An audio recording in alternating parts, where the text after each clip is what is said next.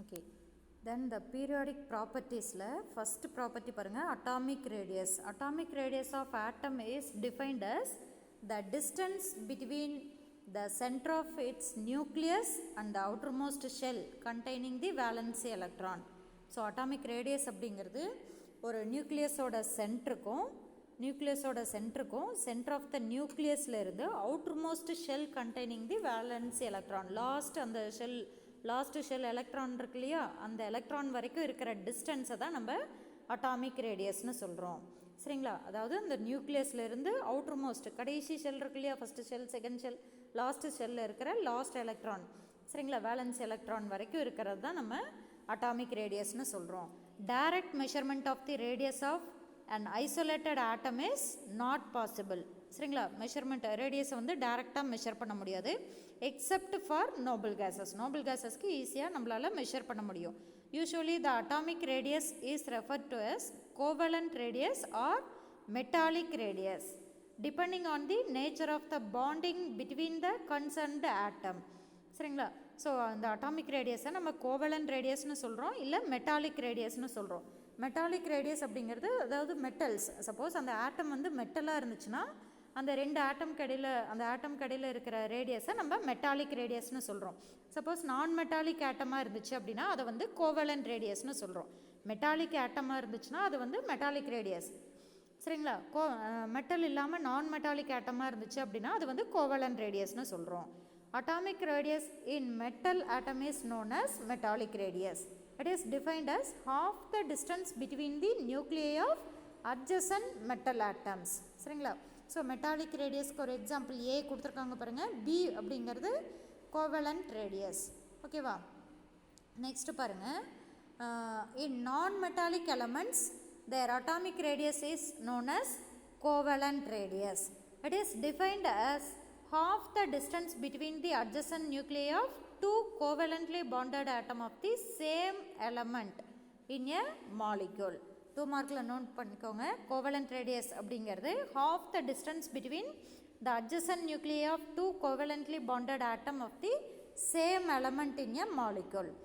For example, let us consider hydrogen molecule. The distance between the two hydrogen nuclei of the molecule is 0.74 Armstrong. So if its covalent radius is 0.74 by 2, ஏன்னா hydrogen ரெண்டு ஆட்டம் இருக்கு இல்லையா, molecule அப்படின்னாவே ரெண்டு hydrogen இருக்குது. So divided by 2 equal to 0.37 angstrom is the covalent radius of one hydrogen atom. சரிங்களா? நம்ம figure 8.3ல பாருங்கள், அட்டாமிக் ரேடியஸ் ஆஃப் ஹைட்ரஜன் கொடுத்துருக்காங்களா, அதாவது ஃபஸ்ட்டு ஹைட்ரஜனோட நியூக்ளியஸ்லேருந்து அடுத்த செகண்ட் ஹைட்ரஜனோட நியூக்ளியஸ் வரைக்கும் இருக்கிற டிஸ்டன்ஸை தான் நம்ம அட்டாமிக் ரேடியஸ் ஆஃப் ஹைட்ரஜன்னு சொல்கிறோம். சரிங்களா? நெக்ஸ்ட் பாருங்கள், when you look at the variation of the atomic radii in the periodic table பார்த்தீங்க அப்படின்னா there are two distinct trends, ரெண்டு டிஃப்ரெண்ட் ட்ரெண்ட்ஸ் இருக்குது along the period from left to right, left சைட்லேருந்து right side வரைக்கும். அதாவது இப்போ பீரியடில் first எலமெண்ட்லேருந்து last element வரைக்கும் the atomic radius of the elements is decrease. அன்லைன் பண்ணிக்கோ. Left to right, the atomic radius of elements decrease. Whereas along the groups from top to bottom, group அப்படினாவே top to bottom, the atomic radius increase. The increase down a group is due to the increase in the valence shell number down the group. As the shell number increases, the distance between the valence shell and nucleus increase. In contrast, when you observe along the period, the shell number remains the same, but the number of protons increases. That is, the atomic number increases. More and more positive charges impose a strong attraction over the electrons, and thus the electron cloud shrinks towards the nucleus. So protons அதிகமாகிட்டே இருக்குது, ஆனால் இந்த side electrons பார்த்திங்கன்னா அதே ஷெல்லையே add ஆகுது.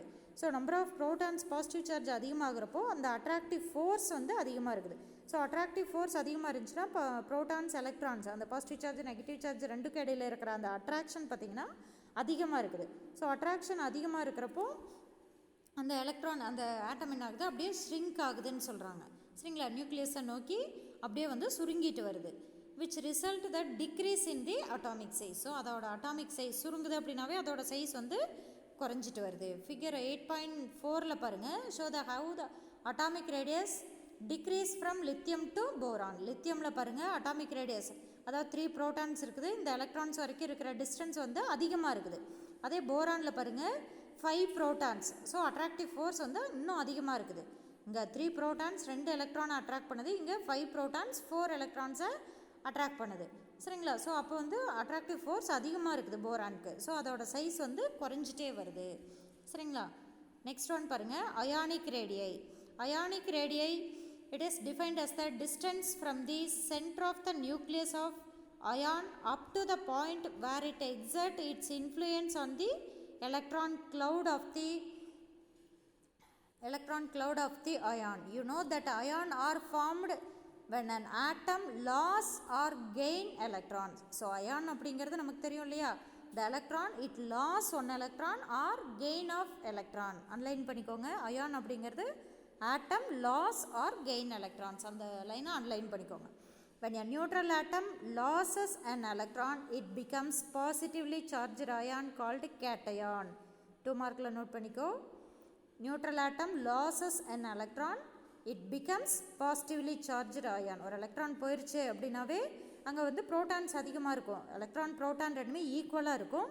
அந்த ஈக்குவலில் இருந்து ஒரு எலக்ட்ரான் போயிடுச்சு அப்படின்னா, ஒரு நெகட்டிவ் சார்ஜ் போயிடுச்சு, அப்போ எந்த சார்ஜ் அதிகமாக இருக்கும்? பாசிட்டிவ் சார்ஜ் அதிகமாக இருக்கும். சரிங்களா? ஸோ அந்த பாசிட்டிவ் சார்ஜ் அயானை தான் நம்ம என்னென்னு சொல்கிறோம்? Cation. whereas the gain of electron from neutral atom forms negatively charged ion. Suppose அந்த ஆட்டம் வந்து ஒரு எலக்ட்ரானை கெயின் பண்ணியிருக்குது, இப்போ ஃபார் எக்ஸாம்பிள் 6 எலக்ட்ரான் 6 ப்ரோட்டான் இருக்குது, ஒரு எலக்ட்ரான் அக்செப்ட் பண்ணிச்சு அப்படின்னா 6 ப்ரோட்டான் 7 எலக்ட்ரான்னு வந்துடும். சரிங்களா?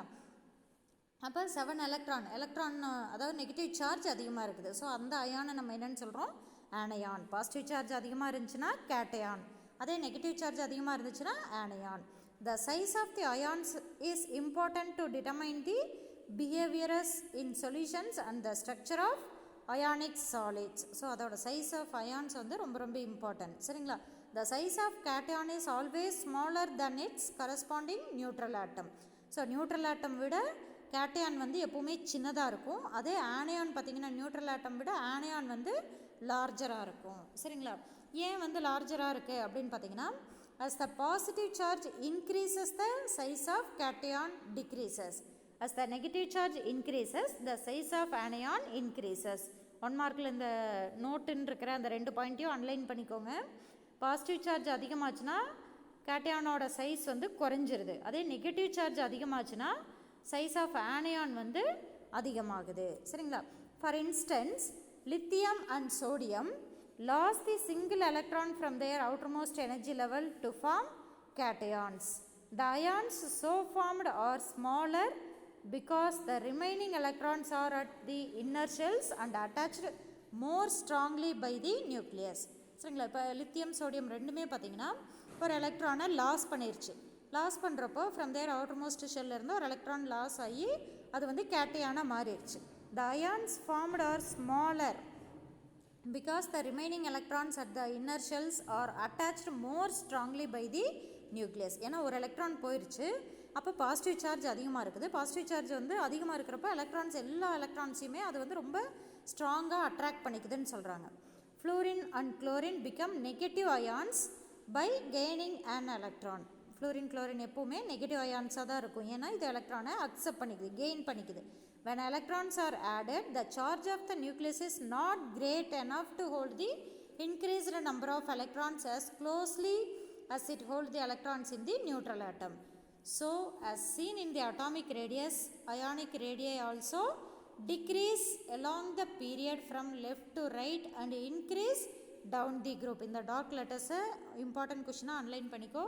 So, atomic radius வந்து left to right போகிறப்போ decrease ஆகுது. சரிங்களா? அதே டவுன் த குரூப் மேலே இருந்து டாப் டு பாட்டம் வர்றப்போ இன்க்ரீஸ் ஆகுது. ஸோ அட்டாமிக் ரேடியஸ் அயானிக் ரேடியை ரெண்டுமே பார்த்தீங்க அப்படின்னா லெஃப்ட் டு ரைட் வந்து டிக்ரீஸ் ஆகுது, டாப் டு பாட்டம் வந்து அது வந்து இன்க்ரீஸ் ஆகுதுன்னு சொல்கிறாங்க. சரிங்களா?